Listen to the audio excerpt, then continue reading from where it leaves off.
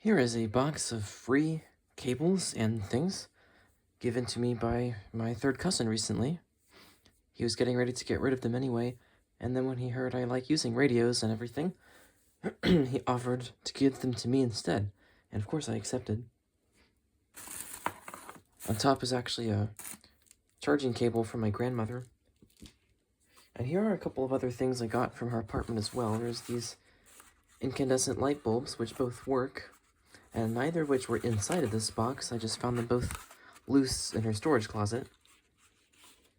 And I basically traded those for some CFLs. I brought over 2 CFLs that'll last much longer in her lamps. And I also brought back these, which were ones I had previously brought over there.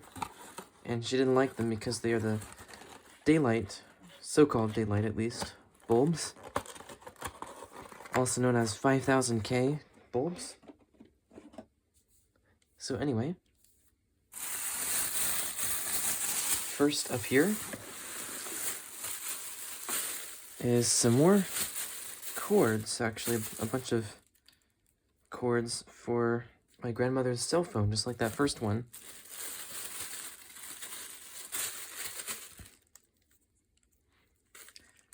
She was having trouble getting it to fit in, and we just went over today and brought her a different one. Actually, this one has USB-C instead of USB micro.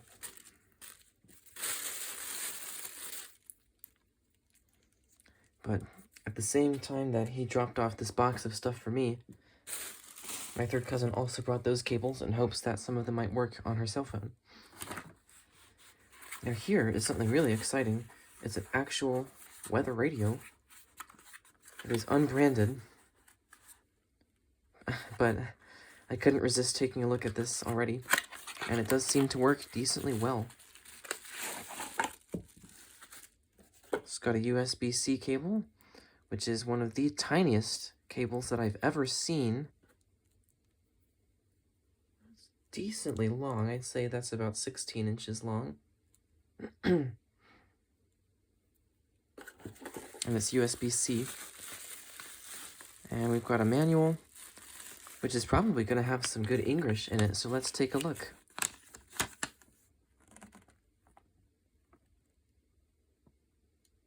Here we go. Spersifications. Oh, this is going to be good.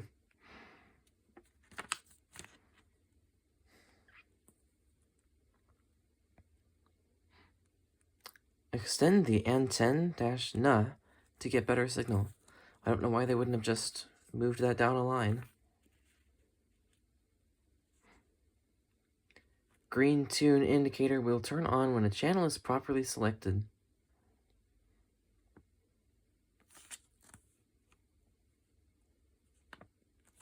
What does this say?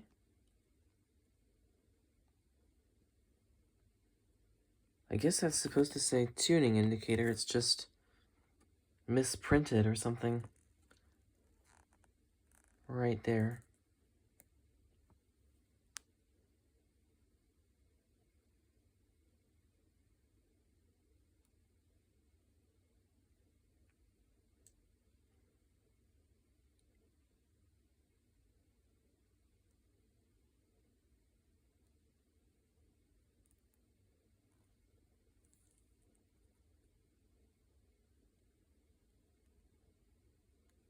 That's weird. Is that the same schematic, pretty much? Just twice on here? Wow. It's got slightly different colors, I guess.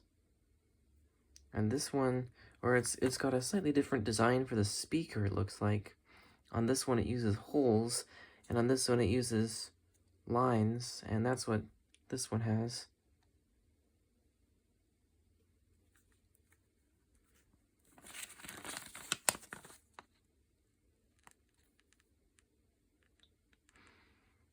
Well, I'm not seeing actually too much more English on here, sadly. It is difficult to fully charge the unit with solar panel, which is mostly used for maintaining the battery.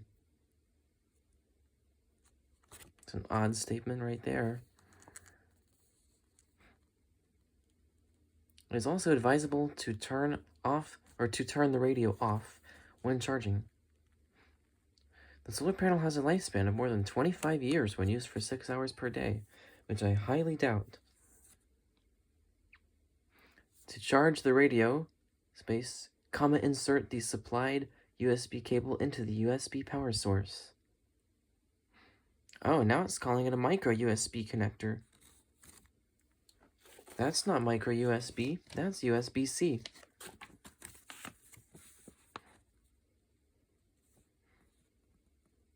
It takes about 3.5 hours for the internal 18650 lithium-ion battery to be fully charged. The charging indicator is stay red. When completely charged, the space battery will deliver 9 to 10 hours of radio play, depending on the sound volume, or 15 to 17 hours of flashlight time. And it will flash red as the battery charges, the indicator, that is.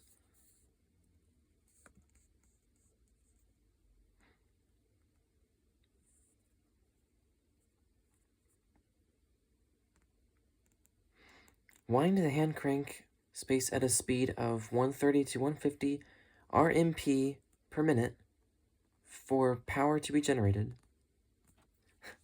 What's an RMP, I wonder? Unit will be fully charged in 7 hours. 1 minute of winding gives 3 to 5 minutes of radio play at medium volume and 45 to 60 minutes of light.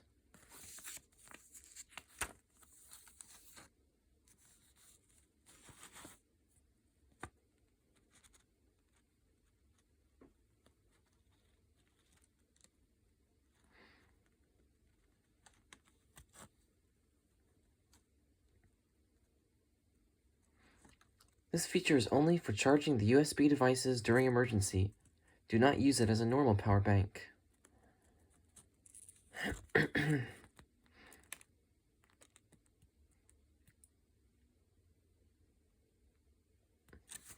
The supplied charging cable is only for charging micro USB/iPhone, incorrectly capitalized, devices with adapter.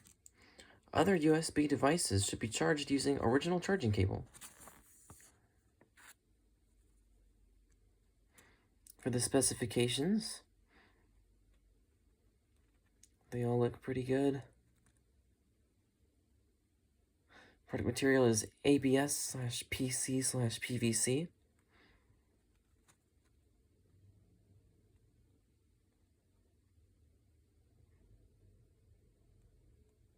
Water resistant level IPX3.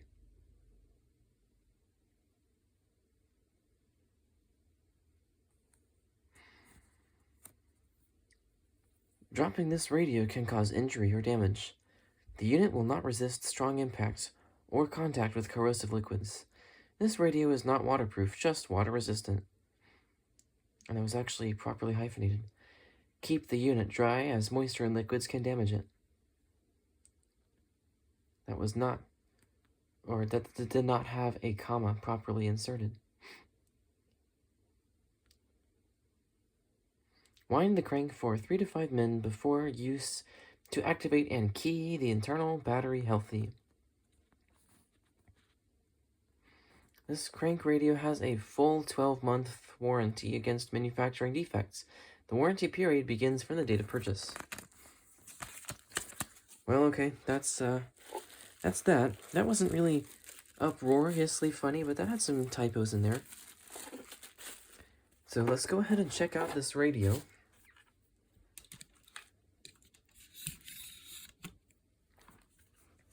We've got a lanyard.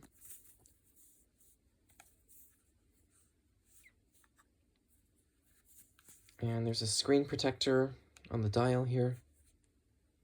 Wow. You can hardly fine-tune at all with this thing. That's a tiny little dial. That's like 1.5 inches wide. And it's got this hard-to-use knob that's sunk into the radio. Same for volume. Solar panel has a protector on it. Got a little antenna here, which is very short. Although actually, I think this is slightly longer than the Midland ER210 antenna. There's the USB-C input and USB-A output.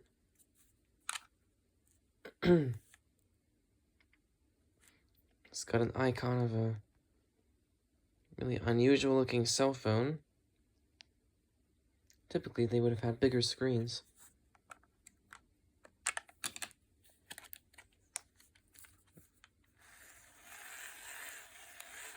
That doesn't sound all that great, but it's not outrageously hard.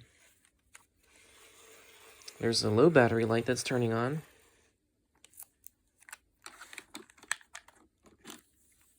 But it did already work. I'm not sure if I mentioned, but as soon as I saw this sitting on top of this box, I couldn't resist taking a look at it. So here's the flashlight. It's pretty bright, and it's got a good dispersion here. Although it's not very even, it's got a bunch of bands. That's weird.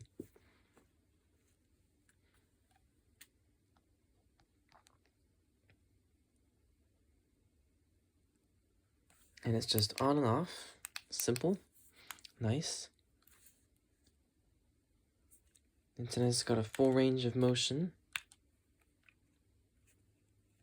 So let's turn this on. Sounds like a Kaito tuning chip.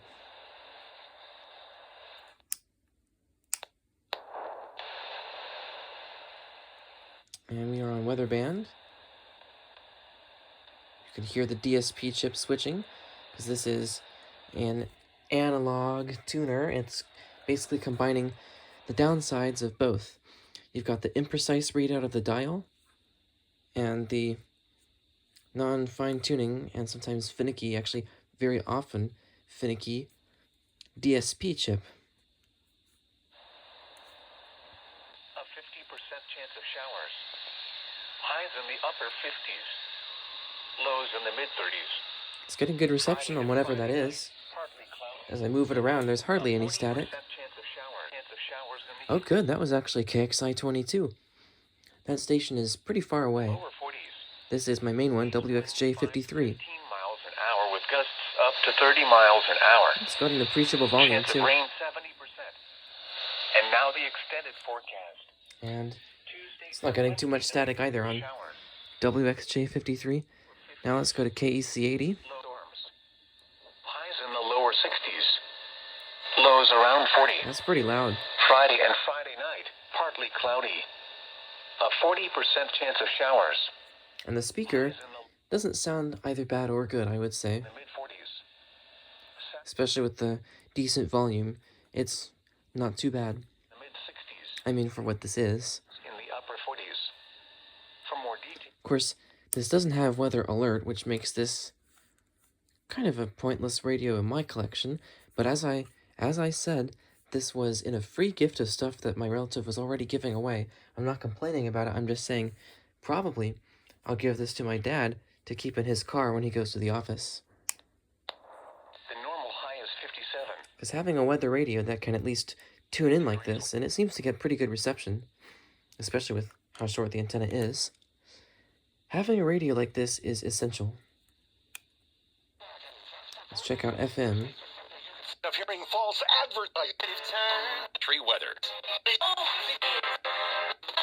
Running a Oh yeah, it gets good reception, and I think the tuning light is good enough on there. Oh, and of course, as I say that, it shows green, as in tune in, for this. Well, anyway, let's just see if we can receive a jazz station, which I believe this is. And that sounds good. This is actually one of the better DSP sounding radios that I have used. Now on AM, it's pretty loud. Not great reception.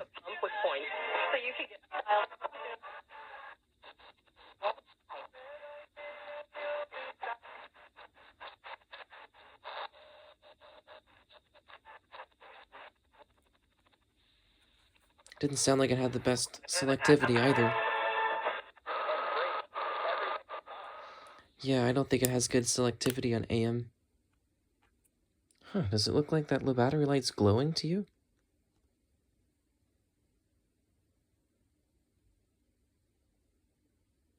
That is weird. I thought it wasn't a few minutes ago. Maybe it's just, leaking some power from the battery. That wouldn't surprise me. Well, it does seem to work just fine, and it's a nice little... Oh, you were still zoomed in. Sorry about that. It's a nice little radio, I'd say, for what it is. So that's pretty good.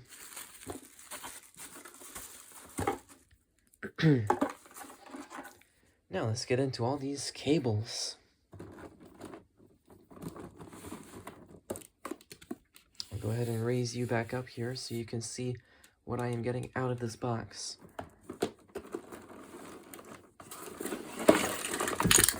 Whoa, okay. Oh good, I was getting ready to order some more of these. This is an RF balun for making homemade antennas. Made in Japan. I'm gonna put this to use probably tomorrow. And we've got some... I believe these are... I think he was telling me about these. These are for you to attach to a cable. I've got an N-Tronics 3-way splitter, which I already have one of. And a Radio Shack 4-way splitter. Always like Radio Shack stuff, and this one appears to be gold-plated.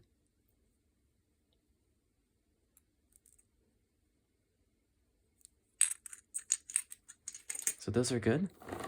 We've got another, probably cheaper, 4-set Archer hybrid splitter combiner.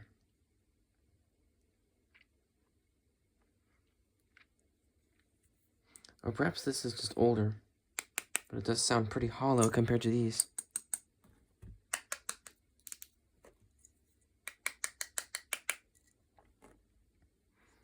Alright, well those are nice. Could always use some more splitters. I've got a very small length of cable that's already got the connector ends. These can come in handy, especially in cases where I'm trying to hook up multiple radios, because I can just have a few sitting right next to each other and have several of these short cables connected to one splitter. I've got a really dirty... Gee, that almost looks moldy. Cord. So probably I'll just recycle that. We've got... Is this all one length? I think this is. It's a really long coaxial cord that appears like it has some rust inside one of these ends. But of course I can always cut them off and recrimp them. The cable itself is kind of dirty, but it doesn't look moldy or anything.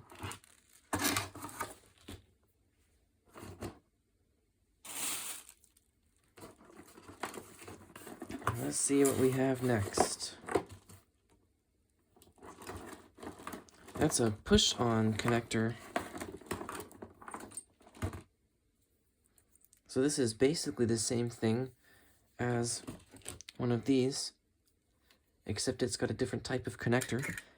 Instead of being threaded where you have to screw it in, which as you can see is pretty tricky sometimes, this one just pushes on.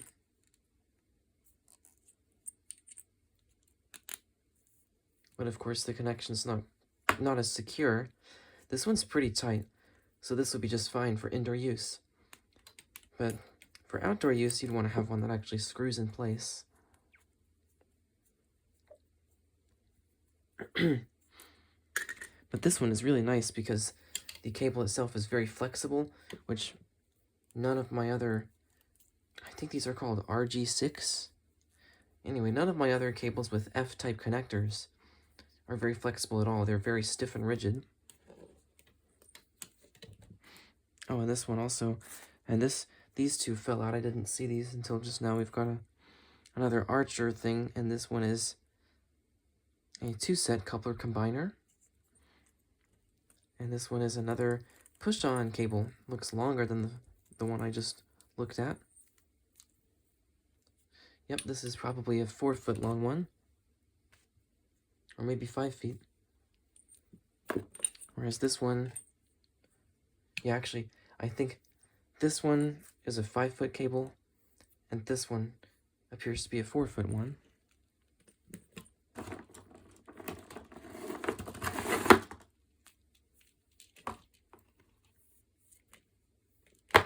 We've got one with an uncrimped end, although it looks like it's ready to be crimped.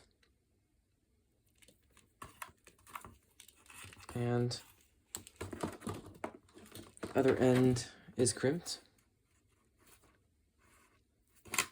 And this cable is probably about 6 feet long. Then we've got the same thing except with both ends crimped.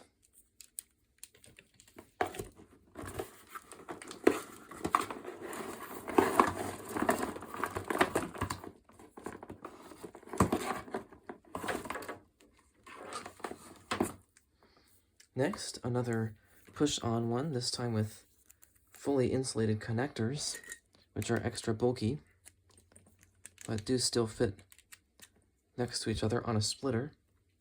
And this cable is nice and flexible too. Oh, I'm putting all the ones with fully crimped ends over here.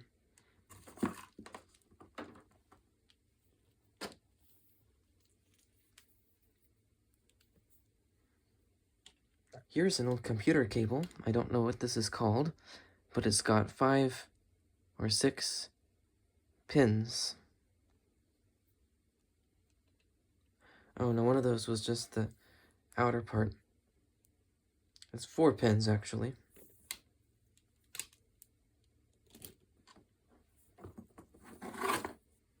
Here's another relatively short coaxial cable, and it's got some electrical tape behind these ends.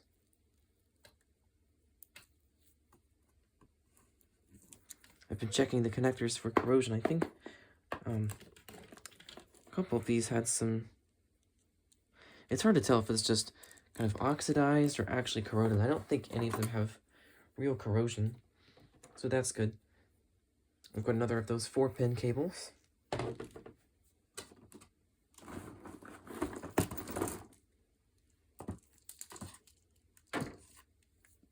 Another push-on cable.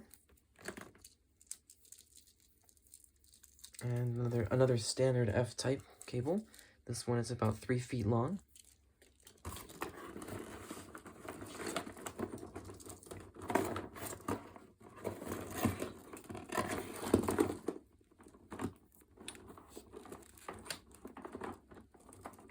I'm not sure where the other end of this one is.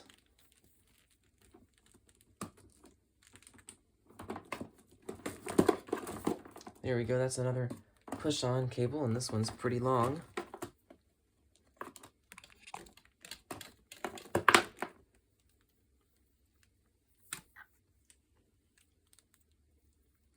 And another push-on cable, shorter and stiffer.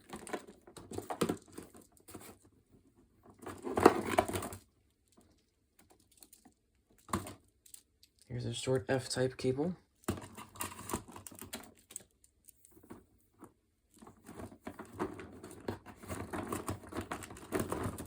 And a slightly longer and slightly more flexible one.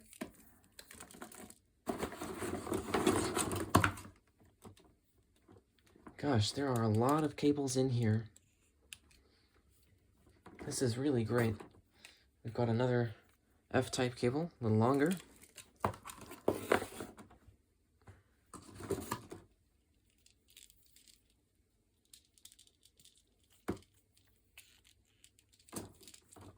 And another one.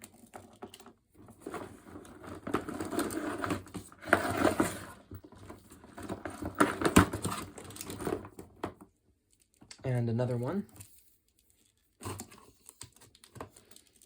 Although on this one, interestingly, the ends have different crimpings and one of them is coming apart. Whoops. Well, you probably saw it for an instant there.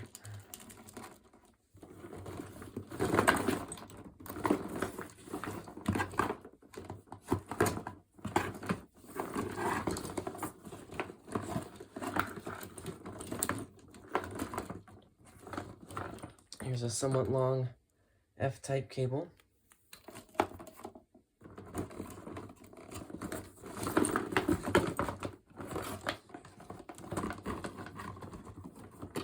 And a slightly shorter one.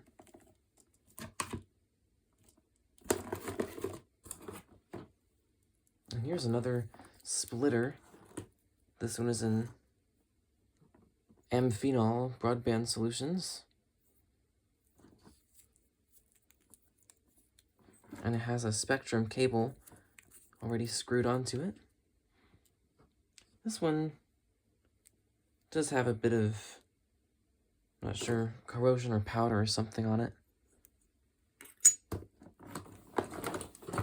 This Spectrum cable's not too long,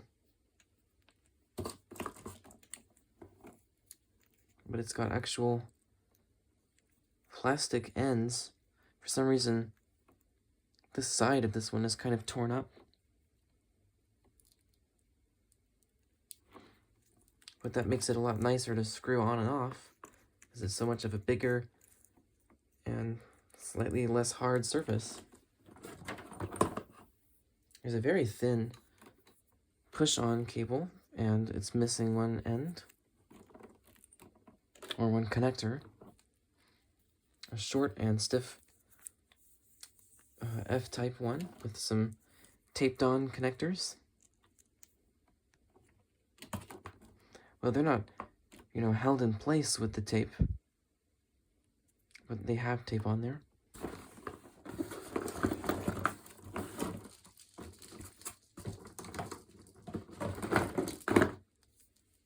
Another one like that, and this one is also kind of short.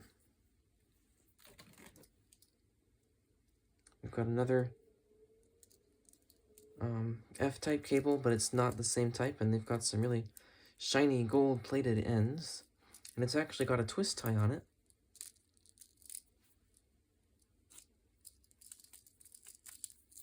And it's not too long, probably 6 feet. Probably 4 feet.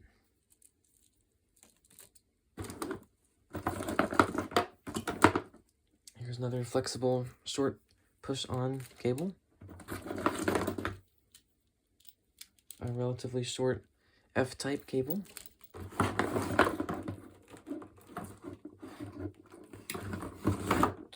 A very short push-on cable with very beefy connectors.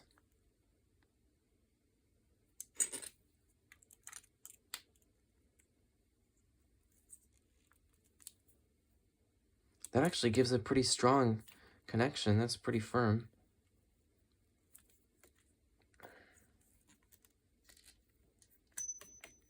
Oh wow, listen to that.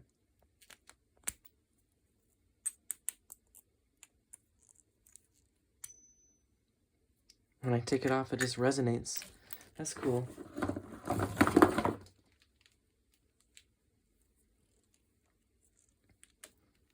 And this is one cable. It's a push-on one, slightly stiff.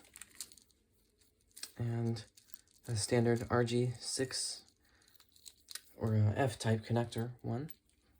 And it's fairly short. Another just like it.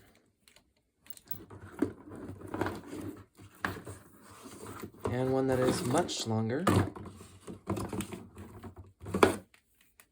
And another that's just like those first two. Whoa, jeez.